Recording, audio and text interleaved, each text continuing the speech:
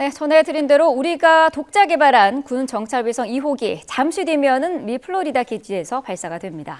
국방과학연구소 ADD 위성체계단 2팀장 나경수 박사와 함께 자세한 내용 알아보겠습니다. 어서 오십시오. 안녕하세요. 네, 안녕하십니까. 네, 자 이제 한 10분도 채 남지 않은 것 같습니다. 잠시 뒤면은 발사가 될 예정인데 먼저 발사 과정부터 정리를 좀 해주시죠. 네, 발사 과정을 보자면은 지금 현재 발사체를 준비하고 있고 위성체 점검이 제대로 돼 있는지 지금 확인하고 있는 이런 상황이고요. 네. 그다음에 좀 있으면은 발사가 될 텐데 발사된 이후에 1단이 먼저 분리가 됩니다. 네. 1단이 분리가 되고 그다음에 2단에 저희 이제 위성이 장착돼 있는데요. 아, 2단에 있는 건가요? 맞습니다. 네. 네, 그래서 2단이 쭉 진행을 하다가 저희 위성체를 발사 이후 약 45분 뒤에 분리하게 됩니다. 네. 지난번에는 캘리포니아 우주기지에서 이제 발사가 됐는데 이번에는 정반대적인 플로리다에서 발사가 되거든요. 어떤 이유가 있었을까요? 네, 결론적으로는 두 위성의 궤도가 다르기 때문인데요. 네. 1호기 같은 경우는 EOIR 위성으로 해서 광학 카메라가 장착돼 있습니다. 따라서 영상 촬영에 유리한 태양동기 궤도를 사용하고 있고 2호기 같은 경우는 이번에 싸위성이기 때문에 제망문 주기가 가장 짧은 그런 경사궤도를 활용하고 있습니다. 따라서 경사궤도와 그리고 태양동기 궤도에 가장 적합한 지역으로 발사장이 선택됐다고 생각하시면 될 것 같고요. 네. 이번에 저희 2호기가 발사되는 발사장 39A 같은 경우는 굉장히 역사적인 장소인데요. 예를 들어서 저희 인간이 최초로 달 착륙한 아폴로 세턴 5 로켓이 발사됐는데요. 네. 그거 그리고 또 저희 우주 왕복선이 80회 이상 발사된 굉장히 그런 역사적인 장소입니다. 아, 네. 그렇군요. 자, 그렇다면 이 목표 궤도 높이가 몇 킬로미터죠? 아, 네, 정확한 걸 말씀드리지 못해서 정말 죄송한데. 아, 이게 보안상의 저희가 어쨌든 600km 이하라고 생각하시면 될 것 같습니다. 네네. 자, 그러면 이제 50분 정도 뒤에 성공 여부를 알 수 있다고 하는데 저희가 누리호 때도 경험을 했습니다만 이제 위성 작동이라든지 교신 성공 같은 그런 성공의 관문들이 있지 않습니까? 네. 어떤 부분을 통과했을 때 우리가 발사에 성공했다라고 말할 수 있는 건가요?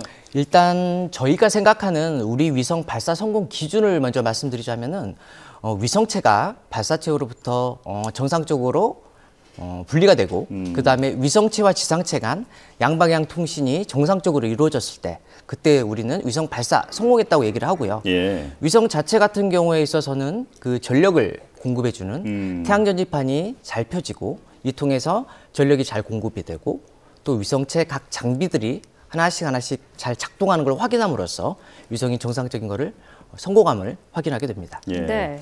자, 지금은 저희가 이제 화면을 직접 보여드리고 있는데 발사장 모습입니다. 딱 보기에도 날씨가 정말 좋아 보이는데. 네, 맞습니다. 자, 지난번 그 발사 때는 날씨 탓에 이틀 정도 연기하지 않았습니까? 네. 자, 그 날씨가 이 발사의 가장 중요한 변수라고 볼 수 있겠죠?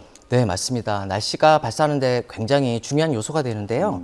예를 들면 비가 오거나 태풍이 오거나 그러면 당연히 발사를 할 수가 없고요. 예. 또 강풍 또한 굉장히 큰 요소가 되는데 작년 12월에 발사한 1호기 같은 경우에 있어서는 상공에서 강풍이 불었습니다. 예. 이게 해양 쪽에서 대륙 쪽으로 강풍이 불었는데 팔콘 9 발사체 같은 경우에 있어서는 1단 발사체가 다시 지상으로 착륙하는 이런 재사용 발사체입니다. 그래서 바다 쪽에서 이렇게 바람이 불어서 여기 많이 잘못될 경우에는 민간 지역에 피해를 주기 때문에 예. 발사 허가를 주는 미국 연방항공청 FAA에서 그때 발사를 불허했습니다. 그래서 네. 저희 위성 발사가 이틀 연기된 그런 경우가 있었습니다. 네, 지금 보고 계시는 화면이 플로리다 케이프 커네버럴 기지의 모습입니다. 지금 곧 발사될 저희 위성이 지금 장착이 돼 있는데 앞서서 2단이라고 말씀하시지 않았습니까? 네, 그러면은 맞습니다. 지금 윗부분에 아까 보였던 조금 더 동그란 부분, 그 부분에 위성이 장착이 되어 있는 거죠? 맞습니다. 그 상단에 있는 그 페어링이라고 하는데요. 네. 그 안쪽에 지금 위성이 장착되어 있는 상태입니다. 네. 네네. 자, 이번에 발사될 위성은 합성 개구 레이더, 즉 SAR을 장착한 위성이라고 하는데 지난번 12월에 발사한 위성과는 다른 건가요? 네, 맞습니다. 1호기 같은 경우는 저희가 EOIR 위성이라고 얘기를 하는데요. 네. 전자광학, 그다음에 적외선 카메라가 장착된 그런 위성입니다.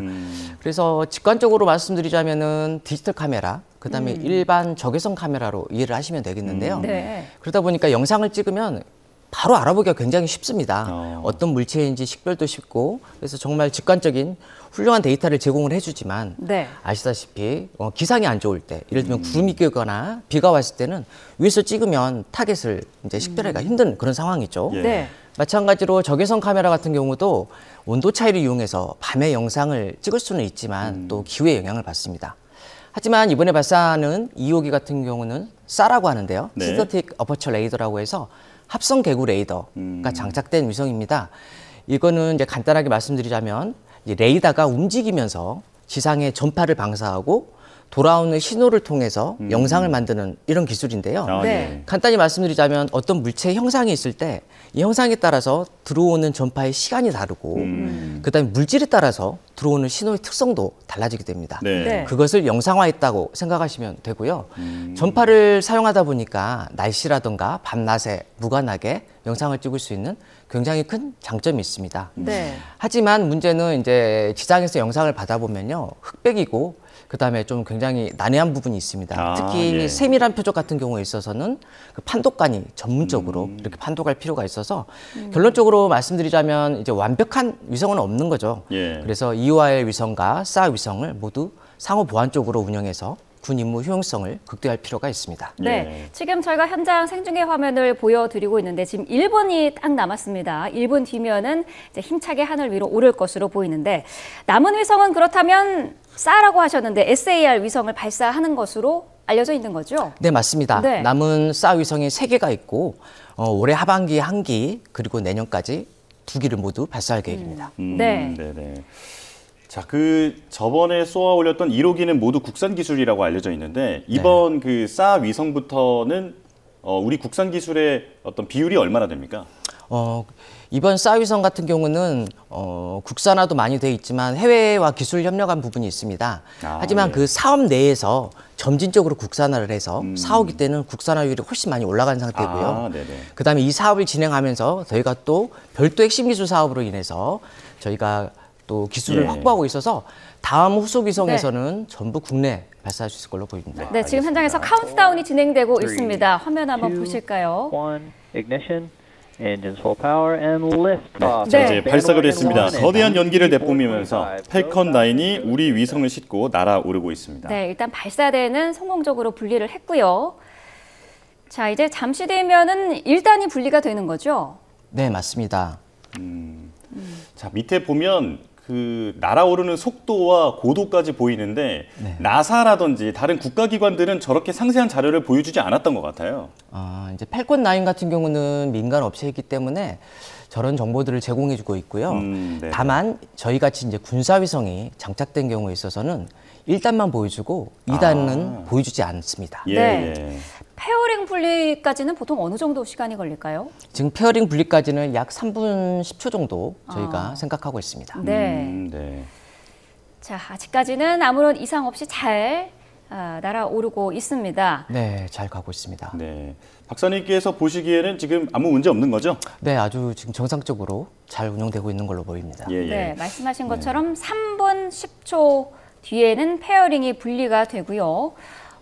위성의 발사체에 분리가 되는 시간은 한 40분 정도로 지금 예상이 되고 있나요? 발사 이후 약 45분 뒤에 네. 저희 위성이 발사체로부터 분리될 것으로 보입니다. 예. 네. 자, 저 발사체인 펠컨 9에 대해서도 얘기를 잠깐 나눠보고 싶은데 네. 펠컨 9을 우리나라가 이용한 사례가 많이 있지 않습니까? 네, 많습니다. 네. 예를 들면 저희 지난번에 갔던 다누리 네. 달착륙선도 저희 팔콘 9을 사용했고요. 네. 네. 그다음에 다른 위성들도 굉장히 많이 스페이스X의 팔콘 9을 사용하고 있습니다. 네. 네. 그만큼 안정성이 입증된 로켓이라고 보면 되겠죠. 네, 성공률이 거의 99%가 넘어가는 굉장히 훌륭한 발사체입니다. 예. 네.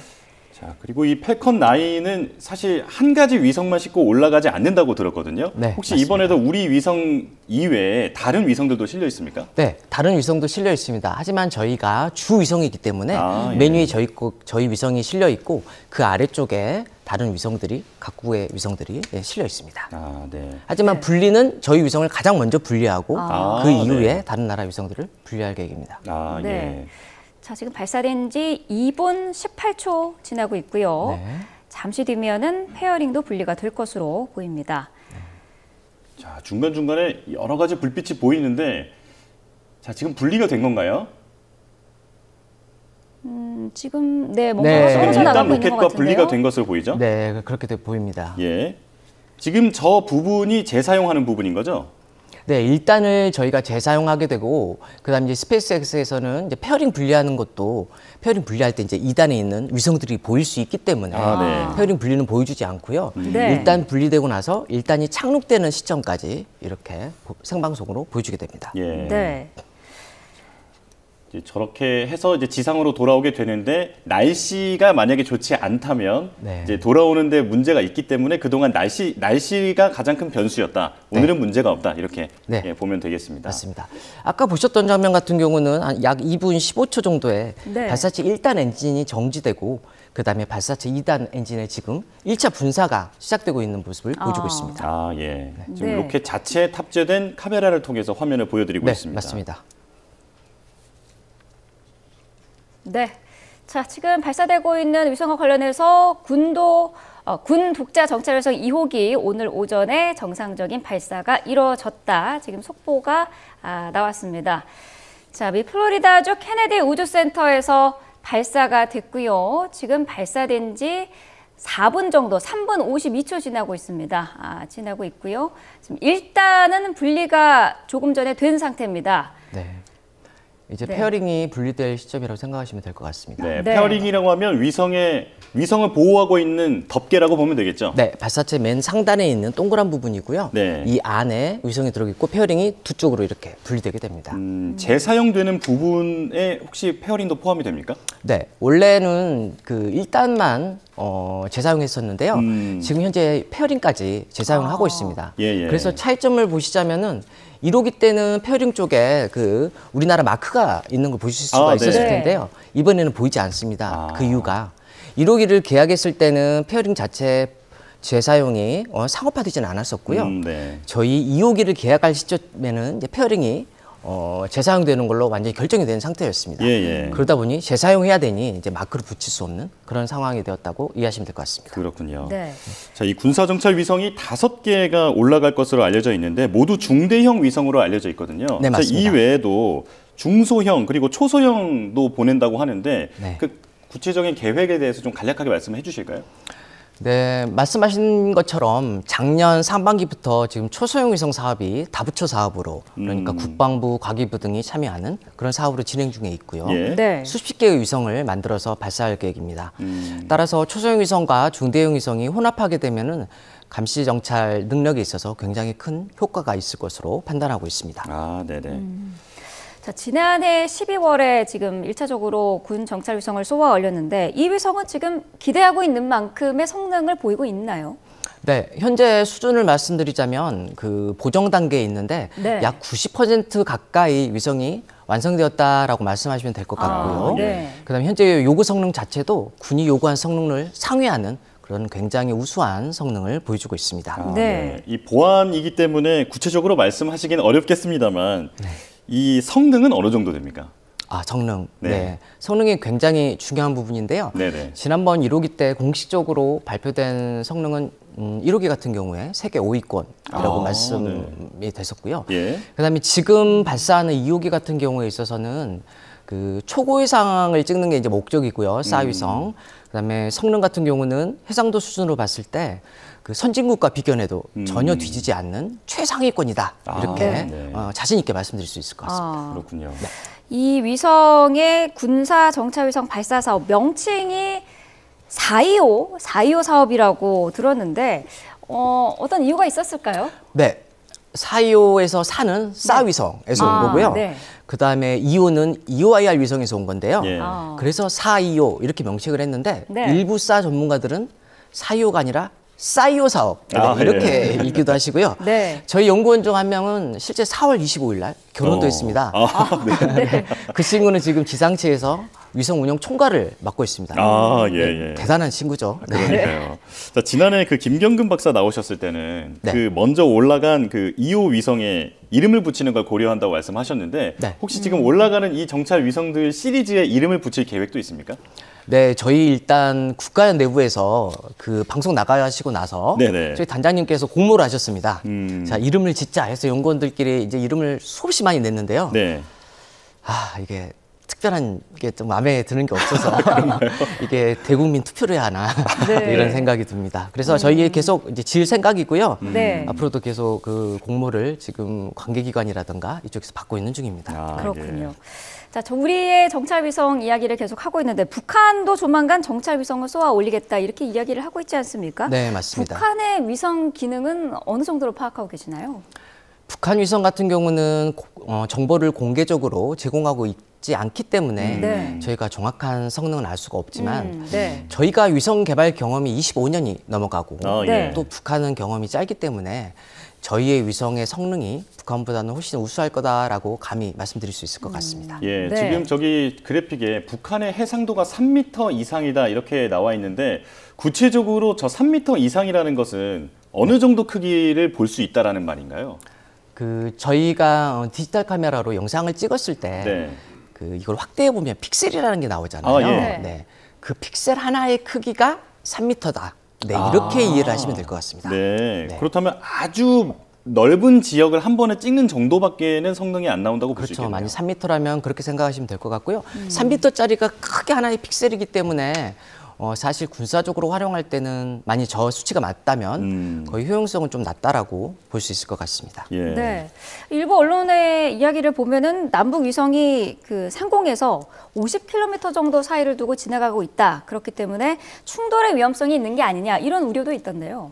네, 결론적으로 말씀드리자면 충돌 위험성은 없습니다. 네. 예. 네, 그 이유는 일단 50km라는 차이가 굉장히 큰 차이라고 볼 수가 있고요. 그리고 두 위성 모두 이 궤도를 유지할 수 있는 이런 기능을 탑재하고 있습니다. 예. 한마디로 이 거리를 계속 유지할 수 있는 거죠. 네. 또 미국의 시스팍이라고 하는 연합우주작전센터가 있는데요. 네. 여기에서는 10cm 이상의 모든 우주 물체들을 감시하고 있습니다. 음. 그래서 만일 충돌할 위험성이 보이게 될 경우는 충돌 경보를 주게 되고요. 그러면 위성에서 회피 기동을 해서 이를 피할 수가 있습니다. 따라서 위성 간 충돌은 거의 가능성이 낮다 이렇게 네. 이해하시면 되겠습니다. 그렇군요. 자, 조금 전에 발사 장면을 다시 한번 보여드리고 있습니다. 카운트다운이 시작되고 또 거대한 수증기와 함께 이렇게 로켓이 올라가고 있는데 저 연기가 수증기라면서요, 그렇죠? 아, 네, 맞습니다. 네네. 그리고 열도 많이 발생을 하고 또 그 발사체 안에 있는 압력을 유지하기 위해서 예. 연기 같은 것들이 나는 걸 볼 수가 있습니다. 아, 네. 네. 조금 전에 1단이 분리되는 모습까지도 저희가 확인을 했고 그 이후에 나오는 모습도 직접 보면 좋을 것 같은데 네. 이게 아마 보안상의 이유로 공개가 안 되겠죠? 네, 2단 발사체 같은 네. 경우는 아까 말씀드린 대로 군사위성이기 때문에 그래서 방송을 할 때도 스페이스X에서 네. 커스터머의 요청에 따라서 네. 2단 모습은 보여주지 않는다 이렇게 얘기를 해주고 있습니다. 지금 지금이면은 페어링 분리는 됐을까요? 네, 페어링 분리가 되고 네. 지금 2단 엔진 1차 분사한 다음에 지금 지속적으로 크루즈 상태로 항해하고 있을 걸로 판단되고 있습니다. 예, 이제 국내 지상국과는 오후 5시 53분 정도에 교신을 시도할 것으로 알려져 있습니다. 네. 자, 네, 그리고 올라간 위성들의 그 수명은 어떻게 되는지 궁금한데 네. 그 수명이 다하면 혹시 그 빈자리를 채우기 위해서 다른 위성을 재발사를 하는 건지 혹은 다른 계획이 있는 건지 궁금합니다. 네. 우리 위성의 수명은 다른 중대형 위성과 거의 유사하다고 생각하시면 될 것 같고요. 수명 주기를 고려해서 저희가 후속 사업을 진행합니다. 예. 후속 사업을 진행할 때는 그 전 위성보다 성능이 더 향상된 위성을 개발하는 걸로 이렇게 진행이 됩니다. 예, 예. 그리고 저희가 위성의 성능이라든가 재원 그리고 궤도 등 많은 부분들을 속 시원하게 국민 여러분들께 말씀드리고 싶은데요. 네. 우리가 우리의 소중한 정찰 위성을 다 함께 지켜주자는 그런 마음으로 양해해 네. 주시면 감사하겠습니다. 예, 예. 그리고 또 참고로 다른 나라에서도 이제 군사 위성 같은 경우는 보안 사업으로 진행하는 게 일반적인 경우입니다. 네. 자, 지금 발사가 된 지 10여 번 정도가 계속 지나고 있습니다. 성공 여부, 정확한 성공 여부는 언제쯤 저희가 알 수 있을까요? 네, 저희가 발사 성공 기준을 아까 위성체와 지상체 간 양방향 통신이 이루어졌을 때로 이렇게 정의하고 있는데요. 네. 발사 이후 저희가 대략적으로 봤을 때 최초 교신 시도는 54분 후에 이루어지는 걸로 보이는데요. 네. 하지만 이때는 저희가 발사체로부터 정확한 그 위성 분리 궤도 정보를 입수하기 전이기 때문에 네. 좀 사실상 교신이 좀 힘들지 않을까 생각하고 있고요. 그래서 저희 정상 교신은 두 번째 교신하는 10시 54분경에 양방향 통신이 이루어질 것으로 생각하고 있습니다. 네. 네. 자, 425 사업에 대해서도 간략하게 또 말씀해 주셨습니다만 이런 정찰 위성들을 계속해서 쏘아 올리는 데는 그만한 이유가 있지 않겠습니까? 네, 맞습니다. 자, 현대 국방 안보에서 정찰 위성이 중요한 이유 한번 정리해 주시면 좋을 것 같아요. 아, 정찰 위성. 제가 이렇게 말씀드릴 수 있겠는데요. 지금 저희 항공자산이라던가 뭐 이지스함 여러 가지 또 감시정찰 자산들이 있습니다. 네. 하지만 굳이 위성을 또 띄워야 되느냐 이런 의견들도 많이 있죠. 네. 하지만 쉽게 예를 들어보자면은 공중자산인 항공기 같은 경우에 있어서 굉장히 좋은 영상과 정보들을 얻을 수가 있습니다. 하지만 항공기는 고도가 이제 위성보다 낮기 때문에 볼 수 있는 거리에 제한이 있고요. 예. 또 우리나라 지형 특성상 산맥이 많기 때문에 이 산 뒤쪽에 있는 목표물을 보기 힘든 지형 차폐 현상이 있을 수 있습니다. 아, 네. 또 기상이 좋지 않을 때 비가 오거나 이럴 때는 항공기 운용이 안 되기 때문에 이런 단점들을 위성이 커버해 줄 수 있다라고 말씀드릴 수가 있습니다. 하지만 위성 또한 이제 단점이 있는 게 궤도의 물리적 특성에 의해서 저희가 원하는 시간에 원하는 표적을 찍기는 어렵습니다. 예. 네. 따라서 결론적으로 항공자산, 다른 자산들, 그리고 위성자산 모두 다 필요하고 다 같이 상호 운용적으로 운영될 필요가 있다고 말씀드릴 수 있겠습니다. 네, 네. 알겠습니다. 자, 조금 전에 우리가 독자 개발한 군 정찰 위성 2호기 성공적으로 발사는 됐고요. 잠시 뒤에 성공 여부가 정확하게 확인이 되는 소식 들어오는 대로 전해드리도록 하겠습니다. 국방과학연구소 ADD 위성체계단 2팀장 나경수 박사와 함께 알아봤습니다. 오늘 말씀 감사합니다. 네, 감사합니다.